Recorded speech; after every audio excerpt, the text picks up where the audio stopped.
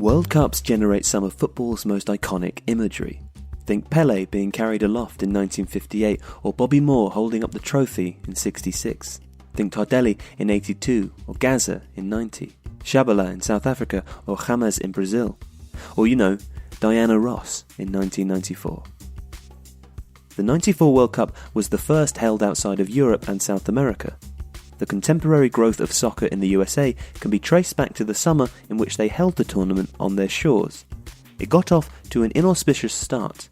Europe's football lovers had always sneered at the USA's relationship with soccer, particularly in the insistence on adding unnecessary glamour to the proceedings. But opening ceremonies are designed to reflect the culture of the host nation, and so Diana Ross doing a number and scoring a penalty which then explodes the goal she is aiming at made total sense. As we all know, of course, she missed the penalty and then the goal exploded anyway. Style over substance, cried the critics. But what followed was a genuine festival of football and more iconic images than you could shake a stick at. Here are just some of them. Ireland beating Italy in the Giant Stadium thanks to a Ray Horton screamer and a truly inspired midfield performance from Roy Keane.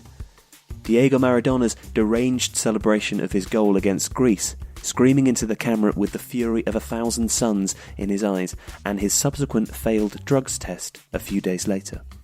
A potentially era-defining Nigeria side coming within a whisker of beating eventual finalists Italy in the second round. Ironically, it was a penalty taken with nerves of steel by Roberto Baggio that saw the Azzurri fend off a Nigeria team which featured Finidi George, JJ Okocha and a host of other talented players. Bebeto, Romario and Mazzino celebrating the former's goal against the Netherlands in the quarter-final, they stood side by side, held their arms in front of themselves and rocked them back and forth as if soothing a baby to sleep. This has been repeated time and again since, but it was the first time a footballer marked the birth of their child in this way. Bebeto's son, Mateus Oliveira, whose birth it was, signed for Sporting Lisbon in the summer of 2017. Jordan Lechkov's bald pate getting on the end of a flying header in the 78th minute of Bulgaria's quarter-final tie with Germany. Lothar Matthäus had put the Germans in front with a 47th minute penalty, and most thought that was the end of Bulgaria's spirited, exciting run, but it wasn't. Hristo Stoichkov, a bona fide football genius, got Bulgaria level, and Lechkov got them into the semi-final. They were probably the team of the tournament. They fell at the next hurdle though, as a Baggio-inspired Italy saw them off. The Devine ponytail scored an early brace in front of 74,000 people in the Giant Stadium. This tournament would end with surely the worst moment of his career, but he played some of the best football in that career to get his team to the final. And that final might have just been the worst game of the tournament. Brazil 94 are not universally beloved in their homeland because the football they played under coach Carlos Alberto Pereira was functional rather than magnificent. The 17-year-old Ronaldo was present, but Pereira did not trust him. Brazil might have been a lot more exciting if he had.